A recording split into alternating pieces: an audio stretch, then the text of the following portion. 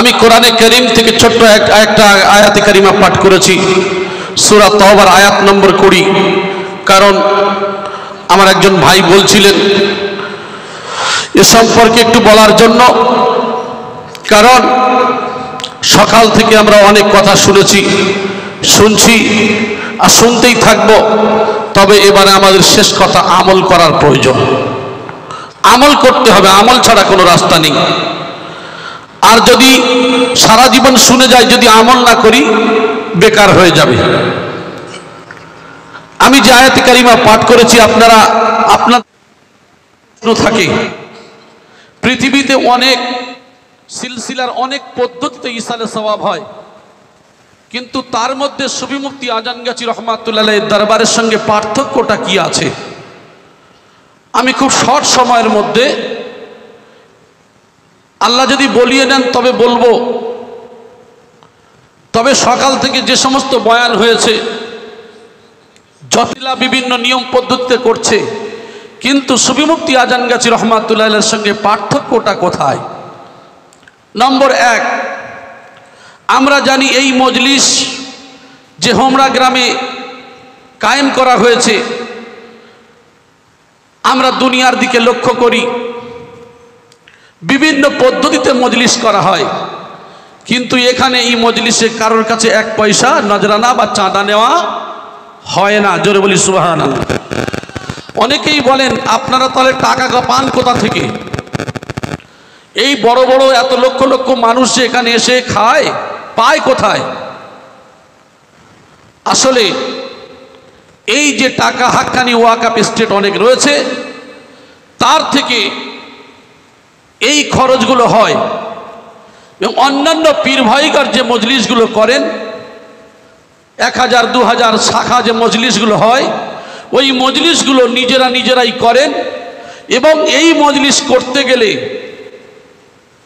দুনিয়ার মজলিসের থেকে একটু পার্থক্য অন্যান্য মজলিসের তুলনায়। কি?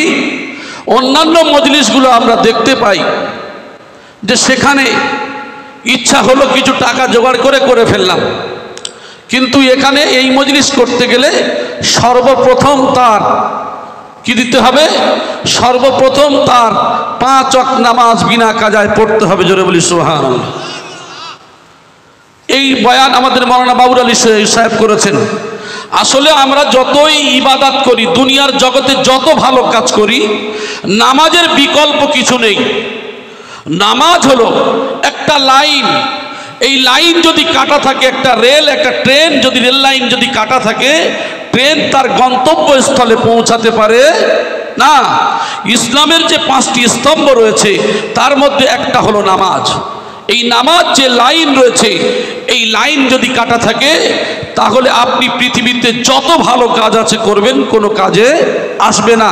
এই সম্পর্কে আল্লাহর রাসূল বলেছেন, আউয়ালু মা ইউহাসাবু বিহিল আবদু ইয়াউমাল কিয়ামাতিস সালাহ।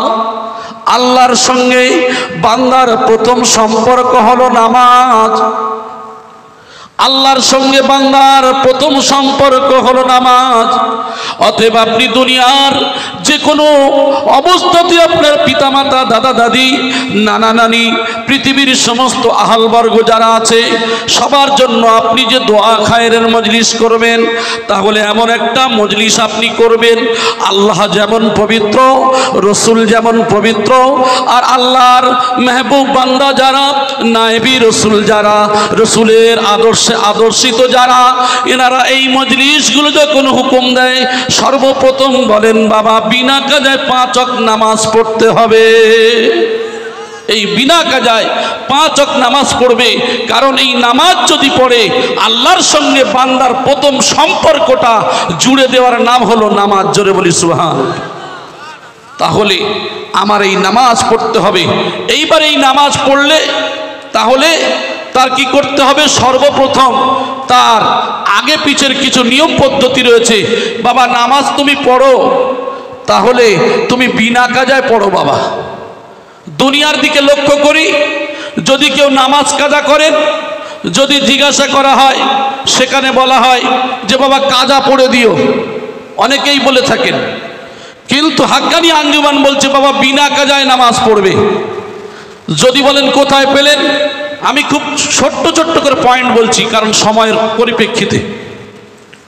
কারণ বিনা কাজায় যে 5 ওয়াক্ত নামাজের কথা বলা হলো, ইচ্ছাকৃত কাজা করা পৃথিবীর কোনো ফতোয়ার কিতাবে নাই। পৃথিবীর যত ফতোয়ার কিতাব আপনি পড়ে এসেছেন, সমস্ত ফতোয়ার কিতাবের মধ্যে উল্লেখ করা আছে যে সেখানে কারণ রয়েছে বেহুশি, পাগল হয়ে যাওয়া, এরকম কারণ রয়েছে। আর ইচ্ছাকৃত নামাজ কাজা করা যদি জায়েজ হতো, তাহলে আল্লাহর নবী সাল্লাল্লাহু আলাইহি সাল্লাম তিনি বলেছেন, মান তারাকা সালাত মুতাআম্মিদান ফাকাদ কাফার, যে ইচ্ছাকৃত নামাজ ছেড়ে দিল সে অবিশ্বাসীর সমপর্যায়। তাহলে নামাজ হলো 1 নম্বর, যিনি রসুলের সাল্লাল্লাহু আলাইহি সাল্লামের তরিকা অনুযায়ী চলছেন, তার কাছে হুকুম নিতে গেলে এই মজলিস করলে সর্বপ্রথম তার বিনা কাজায় 5 ওয়াক্ত নামাজই হতে হবে। সুবহানাল্লাহ। তাকওয়া পরহেজগারি করবে সাধ্য মতো, রিজকে হালাল খেতে হবে।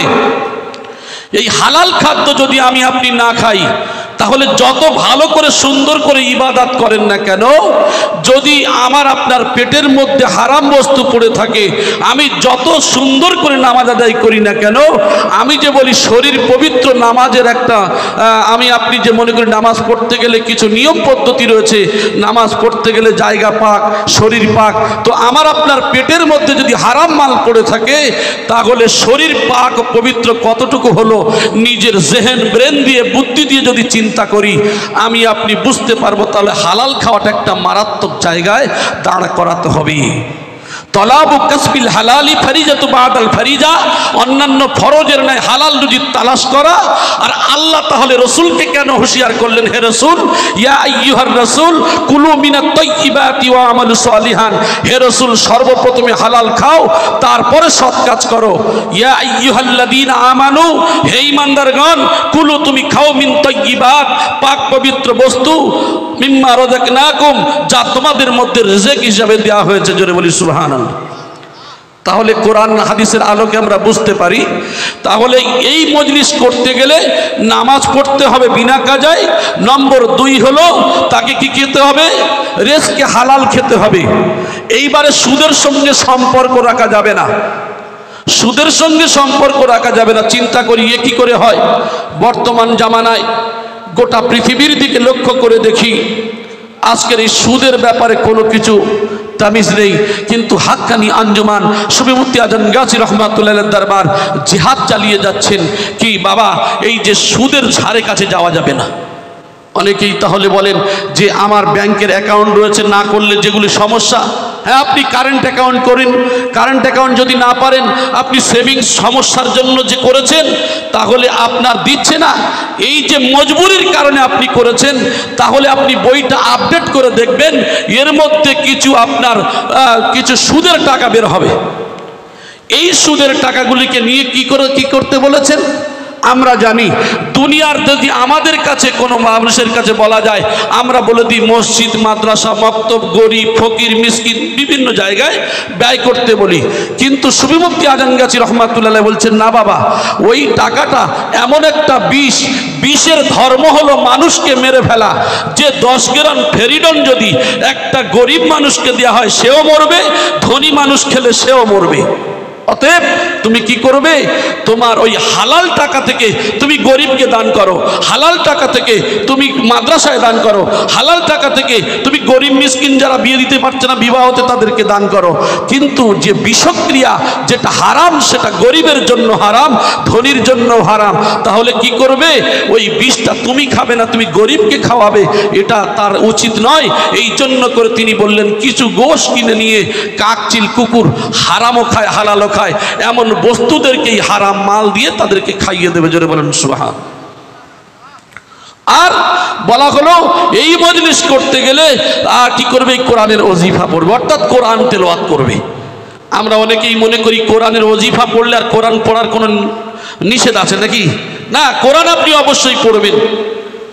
কিন্তু শফি মুফতি আজম গাজী রহমাতুল্লাহ কোরআনের ওজিফাটা দিলেন কেন? দিলেন আখেরি জামানায় মানুষ যেন কোরআন না পড়ে কবরে যায়, কোরআনের হক আদায় করতে পারে।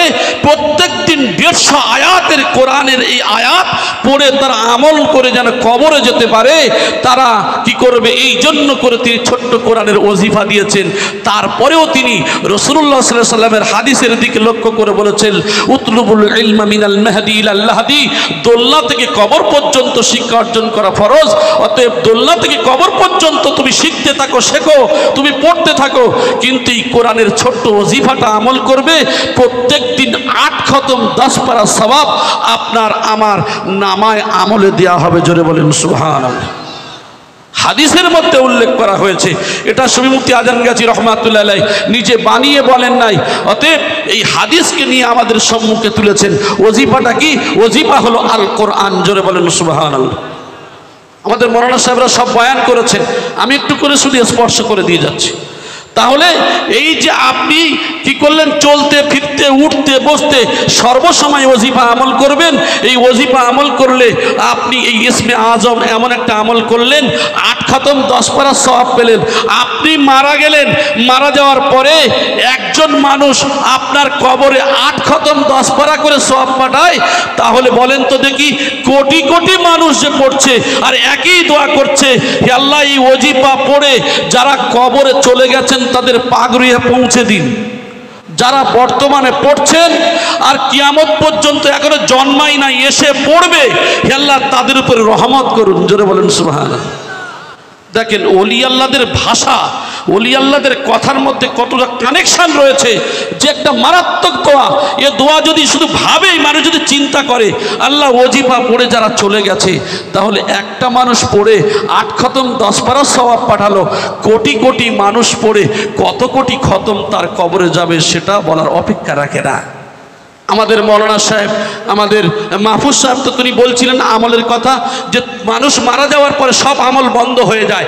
3টি তার কবরে যায়। 1 সাদকায়ে জারিয়া, 2 সে এমন মসজিদ মাদ্রাসা মক্তবে এমন কিছু বানিয়ে গেল, সে নিজে কিছু সন্তান রেখে গেল। এই সমস্ত কথা বলা হয়েছে। তার মধ্যে আপনি কি সাদকায়ে জারিয়া করলেন? এই ওজিফা একটা করে নিজে পড়লেন, আর একটা জওয়ান বুড়ো বৃদ্ধ সবার হাতে হাতে ধরিয়ে দিলেন।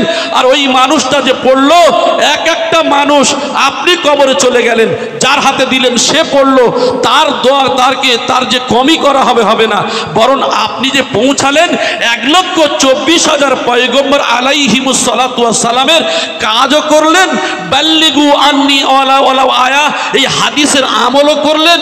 আর কবরে যাওয়ার সাথে সাথে আপনার এই যে মানুষটা যে আপনার হাতে দিয়েছে ওনার কম করা হবে না, বরং আপনি যেটা আমল করবেন তার আরো কি হবে, তার কবরে যেতে থাকবে, আর আপনি যার হাতে দেবেন তার যেতে থাকবে।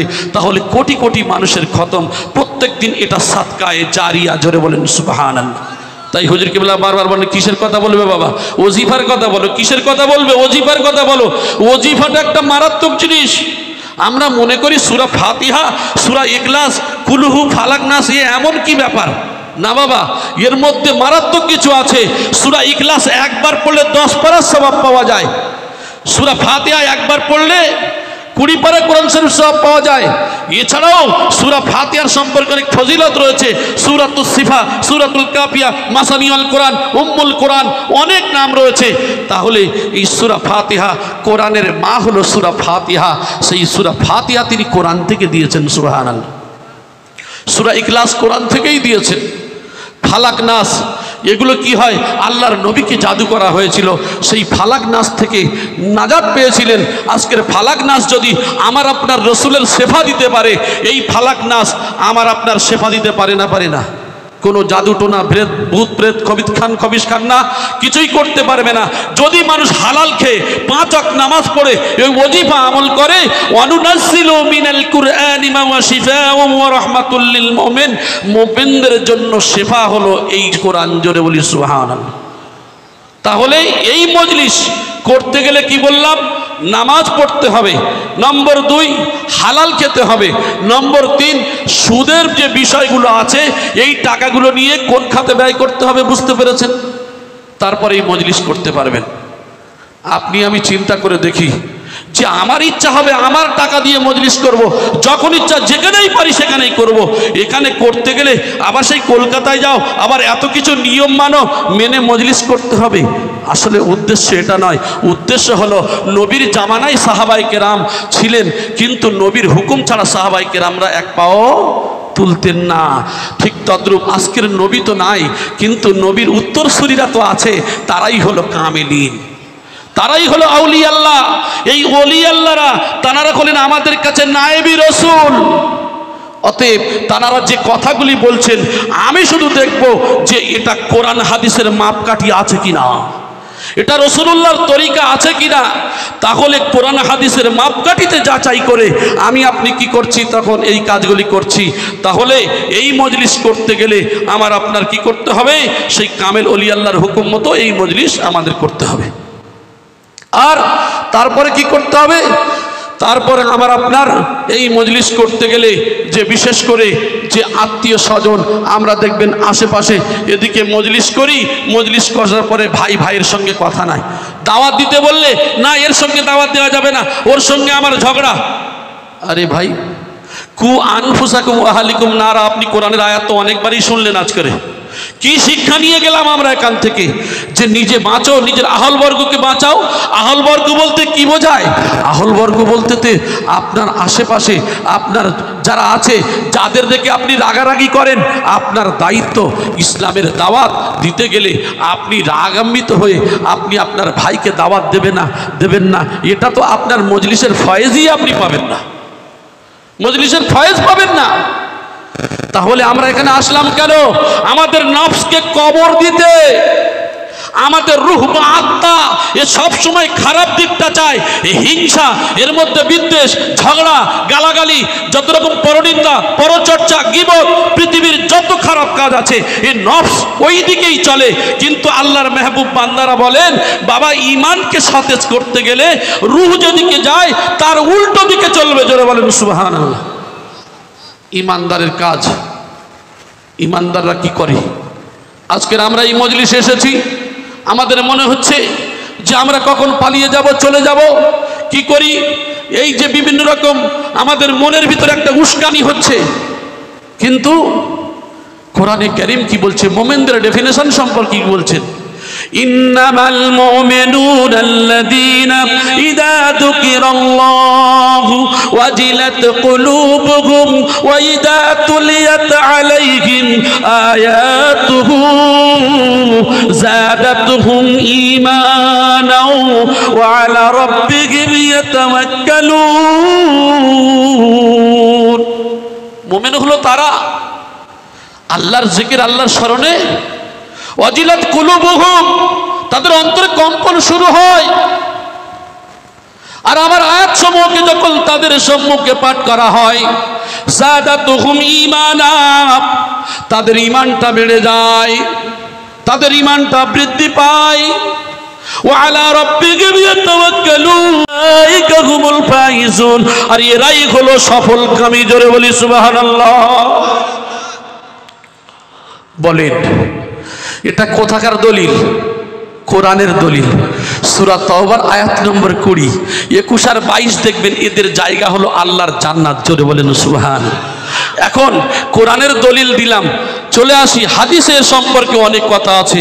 বলেন তো দেখি, নবীর জামানায় সাহাবায়ে কেরাম রাদিয়াল্লাহু আনহুম আজমাইন যারা ইসলামের জন্য, সত্যের জন্য বার হয়েছিলেন, যুদ্ধক্ষেত্রে তারা সত্যের জন্য বার হয়েছিলেন, তারা কি এই নিয়ত নিয়ে বার হয়েছিলেন আবার এসে সংসার করব?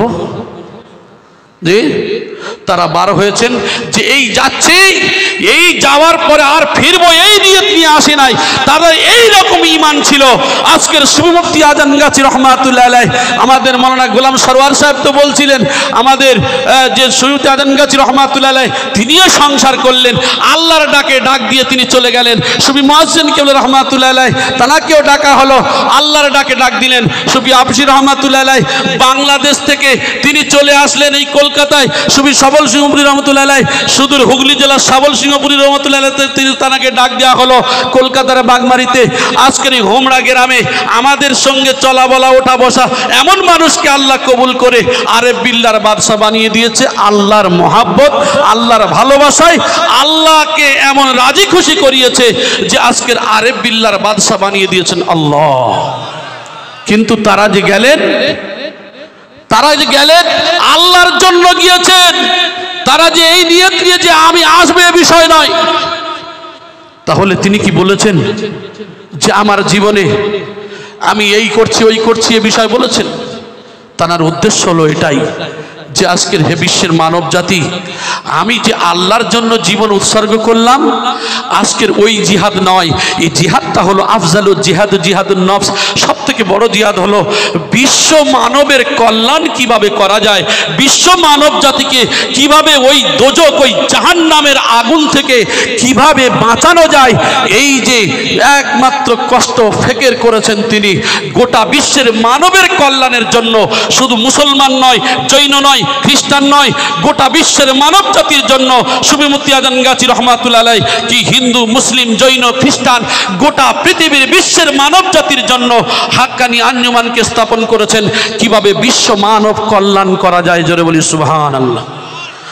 যদি বলেন কোথায় থেকে দলিল, কোরআনে কারীমের সূরা জারিয়াতের 56 নম্বর আয়াতের মধ্যে বলা হয়েছে আল্লাযীনা আমানু ওয়া হাজা। আল্লাহ পাক রব্বুল আলামিন বলছেন ওয়া মা খালাকতুল জিন্না ওয়াল ইনসা ইল্লা লিয়াবুদুন। পৃথিবীর জমিনে আমি আল্লাহ দুইটা জাতি পাঠিয়েছি, একটা হলো জিন আর একটা হলো ইনসান, অর্থাৎ মানব জাতি হিসাবে পাঠিয়েছি। তাহলে বোঝা যায় মানব জাতি হিসাবে মুসলিম, হিন্দু, জৈন, খ্রিস্টান সমস্ত মানুষকে বোঝায়। আর এগুলো হলো সব কার সৃষ্টি? আল্লাহর সৃষ্টি। আল্লাহর কাছে সবাই মানব জাতি হিসাবে এসেছেন। এবারে আল্লাহ বললেন ইন্না দীনা ইনদাল্লাহিল ইসলাম। পৃথিবীর জমিনে আমি আল্লাহ আমার কাছে মনোনীত হলো ইসলাম, অর্থাৎ শান্তি। জোরে বলেন সুবহানাল্লাহ। তাহলে বিশ্ব মানবকে কল্যাণ করে সে শান্তির বার্তা দিতে হবে। কিভাবে মানুষ শান্তি পেতে পারে, তাই সুফি মুফতি আজম গাজী রহমাতুল্লাহ আলাইহি গোটা বিশ্বের মানব দিগকে তিনি শান্তির বার্তা পৌঁছালেন। কিভাবে পৌঁছালেন?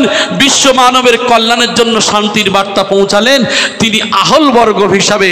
যে আমার আহলবর্গ শুধু হোমরা গ্রামবাসী নয়, আমার আহলবর্গ শুধু এই পশ্চিম বাংলা নয়, আমার আহলবর্গ হলো যেমন নবীর ছিল আহলবর্গ গোটা পৃথিবীর। তিনি কি করেছিলেন? তিনি ইহুদি নাসারা কোনো কিছু দেখেন নাই। আল্লাহর নবীর কাজ ছিল মিনাজ জুলুমাতি ইলান নূর, শুধু অন্ধকার থেকে আলো দেয়া। জোরে বলেন সুবহানাল্লাহ। অন্ধকার থেকে আলো দেওয়া।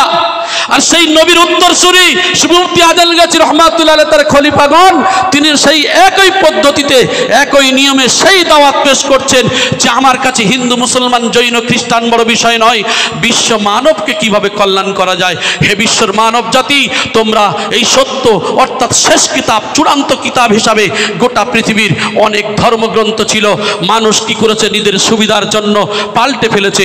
কিন্তু শেষ কিতাব, চূড়ান্ত কিতাব হিসাবে কোরআন নাজিল হলো। ইন্না নাহনু নাযালনা যিকরা ওয়া ইন্না লাহু লাহাফিজুন। এই কোরআনকে আমি নাজিল করেছি, একমাত্র এই কোরআনকে নাজিল করেছি আমার একমাত্র কিসের জন্য? এর হিফাজতের দায়িত্ব আমি আল্লাহ নিয়েছি।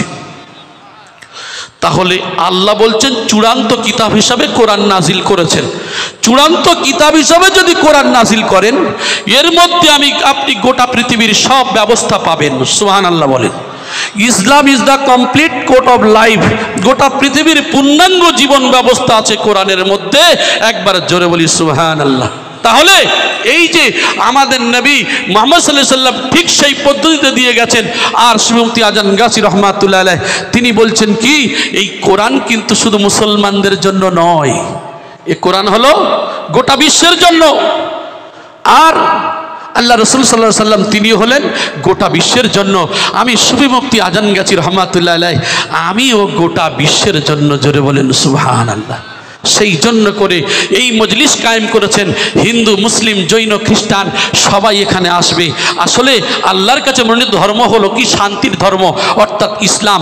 এই ইসলামের দাওয়াত যে আপনি দেবেন, আপনি যদি তার কাছে যদি না যান, তাকে যদি না ভালোবাসেন, আপনি ভাইয়ের কাছে যদি না ভালোবাসেন, আপনার ভাই আপনার বাড়িতে যে মজলিস করবেন এই দাওয়াতে আসবে কিভাবে? আপনি তার বাড়িতে গেলেন না, তাহলে আসবে কিভাবে? ঠিক হাক্কানি আঞ্জুমান এমন একটা পরিবার গড়লেন, গোটা পৃথিবীর মানুষ হলো আমার পরিবার। অতএব এই সত্য ধর্ম অর্থাৎ ইসলামকে পৌঁছাতে গেলে বিশ্ব মানবের কল্যাণের জন্য দাওয়াত পেশ করতে হবে। আর সেই দাওয়াত পেশ করে তিনি এমন একটা তাবাররুকের ব্যবস্থা করলেন। এই তাবাররুকটা অর্থাৎ মানুষ এখানে হিন্দু, মুসলমান, জৈন, খ্রিস্টান সমস্ত ধর্মের মানুষেরা আসবে। আসার পরে এই কোরআনের কথা, এই কোরআনের তাবাররুক সবাই নেবে। যেহেতু কোরআন হলো গোটা বিশ্বের জন্য উপদেশ বাণী, কোরআন হলো গোটা বিশ্বের জন্য ধর্ম, অতএব কোরআন হলো গোটা বিশ্বের জন্য এক কমপ্লিট কোড অফ লাইফ। তাহলে এই কোরআন যদি গোটা বিশ্বের জন্য হয়, নবী যদি সবার জন্য হয়, মুফতি আজান গাজী রহমাতুল্লাহ আলাইহি তাই বললেন যে কোরআনের তাবারুক তারা নেবে, অর্থাৎ কোরআন শুনবে, হাদিসের তাবারুক নেবে, হাদিস শুনবে, খাওয়ার সময় যেন না বঞ্চিত হয়ে যায়। তাই তিনি নিরামিষের ব্যবস্থা করলেন। এখানে হিন্দু, মুসলমান, জৈন, খ্রিস্টান সব এক জায়গায় বসে এক কাতারে বসে সবাই খেতে পারবে। জোরে বলেন সুবহানাল্লাহ। আমার ভাই, এ সম্পর্কে অনেক ব্যাখ্যা রয়েছে। এই জন্য করে আমি আপনাদেরকে বলতে চাই যে আমি আপনাদেরকে একটা কথা বলতে চাই যে আমরা এই যে মজলিসে এসেছি, এখানে বড় যে বয়ান করে বিশাল কিছু ব্যাপার নাম কামানো হবে। আর আমরা যারা এসেছি কোথায় গিয়েছি না, আমরা গিয়েছিলাম সেই দক্ষিণ 24 পরগনার হোমরাতে। কি করতে গিয়েছিলে বলে জানো না? মওজুদা মাস্টার সাহেব গদ্দিন হোসেন হুজুর কিবলা দামাত বরকাতুহ মাদ্দাতুল আলিয়া যিনি ছিলেন, ওনার জন্মস্থানে গিয়েছি। আরে বাবা, তুমি যে আসলে, এই আশাটা যদি আল্লাহর জন্য যদি না হয়, তাহলে তোমার আশাটাই বেকার হবে। আর যারা বয়ান করবেন, যারা শুনবেন, এটা যদি আল্লাহর জন্য না হয়, সর্বশেষ কথা সব বেকার হয়ে যাবে। এখানে অহংকার, তাকাব্বুর বলে কিছু চলবে না। একমাত্র আমার আপনার আসা যাওয়া, বলা, ওঠা, বসা সব কিছু আল্লাহর জন্য হতে হবে। আর আল্লাহর জন্য যদি হতে পারেন, এটাই হলো তাকওয়া, এটাই হলো আল্লাহর ভয়। আল্লাহর কাছে বংশের গৌরব দেখিয়ে লাভ নাই। আপনি অমুক বংশের মানুষ, আপনি তমুক বংশের মানুষ, কোনো বংশের গৌরব দেখিয়ে লাভ নাই। আল্লাহর কাছে অধিক সম্মানী কে? ইন্না আকরামাকুম ইনদাল্লাহি আতকাকুম। আল্লাহর কাছে অধিক সম্মানী হলেন সেই যে তাকওয়া করেন, যার মধ্যে আল্লাহর ভয় আছে। জোরে বলেন সুবহানাল্লাহ। আমার ভাই, এই জন্য করে আমরা সর্বশেষ একটা উপদেশ বাণী হলো এটাই যে এটা হলো মোর্শেদ মুফতি আজান গাজী রহমাতুল্লাহ আলাইহির খলিফা হোমরা গ্রামবাসী।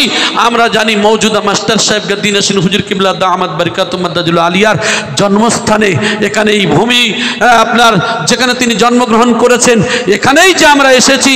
শুধু তানার মজলিস নয়, এখানে সমস্ত মোর্শেদরা তানারা যে চলে গিয়েছেন, এখানে সবার জন্য। জোরে বলেন সুবহানাল্লাহ। এখানে শুধু মোর্শেদদের মজলিস নয়, এটা হলো নবীদের মজলিস। 1,24,000 পয়গম্বর আলাইহিমুস সালাতু ওয়াস সালামের মজলিস। এই মজলিসটা হলো জান্নাতের বাগান। জোরে বলেন সুবহানাল্লাহ। এই বাগানের কাজ, এই বাগানের প্রত্যেকটা আঞ্জাম সরঞ্জাম, যে কাজ করেছেন, যে পদ্ধতিতে যে কাজ করেছেন, কেউ একটা মাটি মানুষের ফুটে যাবে বলে সেই মাটিটা সাইডে সরিয়ে দিয়েছেন। এই যে কাজগুলি আমি আপনি করেছি, যদি এমন কাজ, যদি একটা কোনো ভালো কাজ আল্লাহর জন্য করে থাকেন, তাহলে ফয়েজ আমার আপনার দেবেন কে? আল্লাহ। আমার ভাই, এই জন্য করে আমরা আল্লাহর জন্য এসেছি, আল্লাহর জন্য শুনবো, আর জীবনে যতদিন বাঁচবো এই আমলগুলি করব। আমাদের মধ্যে কারোর যদি পরনিন্দা থাকে, হিংসা থাকে, এগুলি ছেড়ে ফেলবো। মানুষ একবার শুধু মনে করব যে আমার এখনই শ্বাস প্রশ্বাস বন্ধ হয়ে গেলে আমি মারা যাব, আমি আপনি মারা যাব, তাহলে মরণটা আমার আপনার চিরসত্য, এটা আমরা জানি। তাই এখনই এই মরসিয়ানামা পাঠ করা হবে, আপনারা বুঝতে পারবেন। আগা আপনি मौत से कोई बशर नहीं, सामन 100 बरस का है, कल की खबर नहीं। তুমি জানো 100 বছরের তুমি যে ভবিষ্যতের চিন্তা করো, সামান যে রেডি করে রেখেছো, তুমি কি জানো তুমি কালকেরে বেঁচে থাকবে? তাহলে এটা আমরা জানি চিরসত্য মৃত্যু হবে। মৃত্যু কার কখনো হবে সে আল্লাহ লিপিবদ্ধ করে রেখেছেন। মানুষ যদি প্রকৃত মৃত্যুর ভয় করত, ওই মানুষের মধ্যে হিংসা থাকতে পারে না। মানুষ যদি মৃত্যুর ভয় করে মানুষের মধ্যে অহংকার আসতে পারে না। মানুষ যদি মৃত্যুর ভয় করে, এক কথায় দুনিয়ার যত খারাপ কাজ আছে এই যে অন্তরের মধ্যে এগুলি হতে পারে না। কিন্তু শয়তান তো আল্লাহর কাছে ওয়াদা করে চ্যালেঞ্জ করে নিয়েছেন, সেই জন্য করে এই মোমেনদের পিছনে পিছনে শয়তান লেগে থাকবে আর আমাদের পথভ্রষ্ট করবে। এই পথভ্রষ্ট থেকে আল্লাহ পাক রব্বুল আলামিন যেন আমাদের হিফাজত করেন। আমরা যেন আল্লাহর হুকুম মতো নবীর তরিকা অনুযায়ী এই কামেল বর্ষের দোয়ার বরকতে আল্লাহ যেন আমাদের প্রত্যেকের চলার তৌফিক দান করেন, বলি আমিন। আমার ভাই, যতটুকু শুনলাম, বললাম, বুঝলাম, আমরা কোনো দল কোনো সিলসিলাকে ঘৃণা করব না।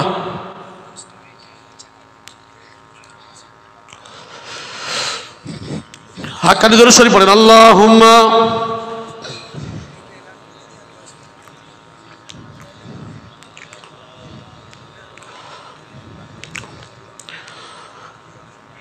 আমগাছিয়া সালানা স্কুল 5ই ফেব্রুয়ারি বুধবার সকাল 9টায় অনুষ্ঠিত হবে। সকলের দাওয়াত তাবারুক সহ দিয়েছেন ইনশাআল্লাহ।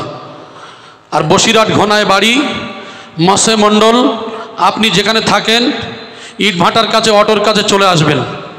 পাঁশকুড়ায় বাড়ি, আরফান আলী আপনার ছেলে মুস্তাকিম আলী অনুসন্ধান অফিসে আছেন, দেখা করে নেবেন।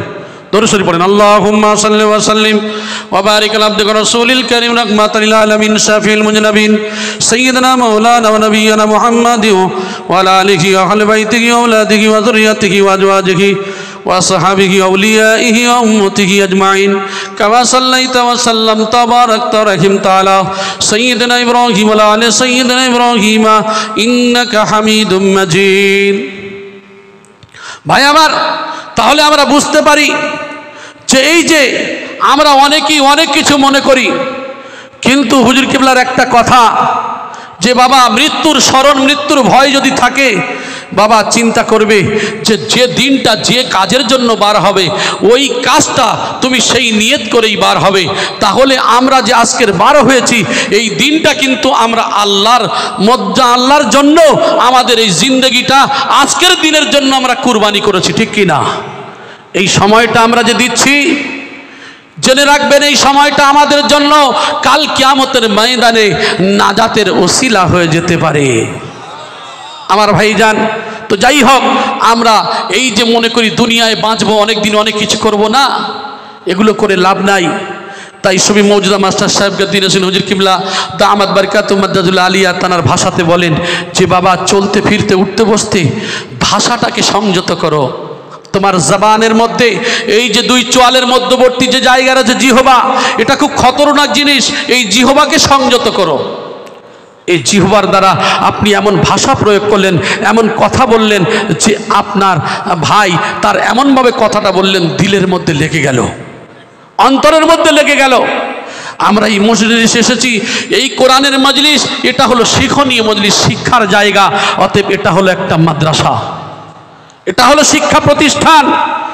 এই প্রতিষ্ঠান আমাদের শিক্ষা দেয় যে বিশ্ব মানবের কল্যাণ করতে গেলে যদি মানুষের মধ্যে হিংসা না থাকে সে মানুষ করতে পারে না। কারণ আমরা লক্ষ্য করে দেখি এই সুফি আজান গাছি রহমাতুল্লাহ যে বিষয়টা বললাম, গোটা পৃথিবীটা হলো তার জন্য আহলবর্গ। তিনি এই দাওয়াত দিতে গিয়ে তিনি কোনো জাত কোনো ধর্ম দেখলেন না, বিশ্ব মানবের কল্যাণের কাছে এই কল্যাণকে পৌঁছে দিতে, কোরআনকে পৌঁছে দিতে তিনি কি করলেন? হাক্কানি আঞ্জুমান স্থাপন করলেন। হ্যাঁ, সত্যের সংগঠন, সত্যের সংগঠন। এই সত্যের সংগঠনটা কি? আমি বলেছি দুনিয়ার থেকে সমগ্র আলাদা। যে কথাগুলি আমি নিয়মগুলো বললাম, তাহলে এই মজলিস করতে গেলে বিনা কাজায় নামাজ পড়তে হবে, আবার হালালের তামিজ করতে হবে, এই তাকওয়া পরহেজগারি সাধ্যমতো করতে হবে। আর সুদের সঙ্গে সম্পর্ক যদি আপনার ইচ্ছাকৃত হয় তাহলে তারও সর্বনাশ। يا أيها الذين آمنوا اتقوا الله وذروا ما بقي من الربا إن كنتم مؤمنين। হে ইমানদারগণ, আল্লাহকে ভয় করো, যার কাছে যতটুকু সুদ আছে ছেড়ে দাও। ইন কুনতুম মুমিনিন, যদি তুমি মুমিন হও। মোমেন যদি হও, যার কাছে যতটুকু সুদ থাকবে ছেড়ে দেবে। আর আমার বিশ্বাস যদি না থাকে, যদি তোমরা সুদের সঙ্গে সম্পর্ক গড়ো, আমার আল্লাহ জানিয়ে দিলেন ফাইল্লাম তাফআলু ফাজানু বিহারবিম মিনাল্লাহি ওয়া রাসূলিহি, আমি আল্লাহ আমার রসুলের সঙ্গে যুদ্ধের ঘোষণা রইল। বোকা মুসলমান, আল্লাহ আল্লাহ রসুলের সঙ্গে যুদ্ধ করবেন 10 বছর ভালো থাকতে গিয়ে, 5 বছর ভালো থাকতে গিয়ে, 1 মিনিট ভালো থাকতে গিয়ে, 1 সেকেন্ড ভালো থাকতে গিয়ে আল্লাহ আল্লাহ রসুলের সঙ্গে যুদ্ধ করবেন। সেই যে খতরনাক বিষয়, এ সম্পর্কে হাদিস অনেকগুলো রয়েছে। তার মধ্যে ছোট গুনাহ কি জানেন? মায়ের সঙ্গে জিনা করা, নাউজুবিল্লাহ বলেন। সব থেকে বড় গুনাহ আল্লাহ আল্লাহ রসুলের সঙ্গে যুদ্ধ করা। এই সমস্ত কাজ থেকে, এই সমস্ত 1,24,000 পয়গম্বর আলাইহিমুসসালাতু ওয়াসসালাম থেকে নিয়ে আজকের আউলিয়া ইকরামদের দরজা, তারা সেই হকের দাওয়াত দিয়ে যাচ্ছেন আর বলছেন যে বাবা মৃত্যুকে স্মরণ করো। কেন? সুনো আয়ে সাকনালে কসর বরতর কি আখির যাওকে মিট্টি কে অন্ধর। ও বান্দা, তুমি দুনিয়ায় যত যাই করো না কেন, দুনিয়ায় কোটি কোটি টাকার মালিক, তোমার ধন সম্পদ, সংসার সম্পত্তি সব আছে, কিন্তু তুমি যদি একবার দুনিয়ায় থেকে তোমার শ্বাস প্রশ্বাসটা বন্ধ হয়ে যায়, তোমার পিতামাতা, আত্মীয় স্বজন, পাড়া প্রতিবেশী ওই যে খাটে করে নিয়ে কবরস্থানে পৌঁছে দেবে, মাটির মধ্যে দাফন করো হবে। মাটির মধ্যে দেওয়ার পরে সেখানে তুমি কি জবাব দেবে? সেখানে যে প্রশ্ন করা হবে, কি জবাব দেবে তার কিছু পাথেও তুমি কি সংগ্রহ করেছো? মরে যাওয়ার পরে আমাদের তো এক একটা হিসাব নেওয়া হবে। তার জন্য কি করলাম? আমি আপনি ভাবছি যে আমি তো মৌলানা, আমি তো মুফতি, আমি যে অমুক, আমি তো নামি দামি ব্যক্তি, 5 ওয়াক্ত নামাজ পড়ি, আমি তো আরবিতে কথা বলতে পারি, আমি সব উত্তর দিয়ে দেব নাকি? ওখানে গেলে সব বন্ধ হয়ে যাবে। যদি আমল না থাকে, আল্লাহর রহমত যদি না থাকে, তাহলে কিন্তু ওই মানুষ যে আরবি জানে না, কিন্তু ওর জবান থেকে আল্লাহ বার করে দেবেন। সুবহানাল্লাহ বলেন। আর যত বড় নামি দামি ব্যক্তি হই না কেন, এখান থেকে আরবি ল্যাঙ্গুয়েজে ভালো বলেছেন, কিন্তু ওখানে গিয়ে শুধু বলবে লাদ্রি লাদ্রি, আমি কিচ্ছু জানি না। বুঝতে পেরেছেন? এই জন্য করে হুজুর কিবলা জবানের একটা কথা, বাবা পানিতে যে যত নামবে সে ততটুকুই ডুববে। পানিতে যে যতটুকু নামবে তার কাপড় ততটুকুই ভিজবে। অতএব এটা উদাহরণ দিতে চাচ্ছেন যে এই আল্লাহর মেহবুব বান্দা যারা হবে, তাকওয়া পরহেজগারি করনেওয়ালা যারা হবে, যতটা আল্লাহকে মহাব্বত করবে, যতটা রসুলদের মহাব্বত করবে, যতটা কামিলিনদের মহাব্বত করবে, তার কি হবে? তার ঠিক অন্তরের মধ্যে ভয় ভীতি, আল্লাহর ভয় দিলের মধ্যে জাগ্রত হয়ে দেখবেন মানুষ ঘুরছে, ওই মানুষের অন্তর চক্ষুতে এত প্রখর হয়ে গেছে, আপনার ভাষে এক কথা আপনার সামনে বলা হলো, ওই ভাষাটা নিয়ে আপনি উড়িয়ে দিলেন, কিন্তু আর একজন মানুষ সে বিচক্ষণ করে দেখছে কথাটা বললেন কেন, কি জন্য হলো, এই কথাটা কোন জায়গায় পৌঁছাতে পারে, এই অন্তর্চক্ষু তার এত প্রখর হয়ে গেছে, তখন সে কি করছে তার মধ্যে সে বুঝতে পেরে যাচ্ছে। আমার ভাই, এইটা বললাম কেন?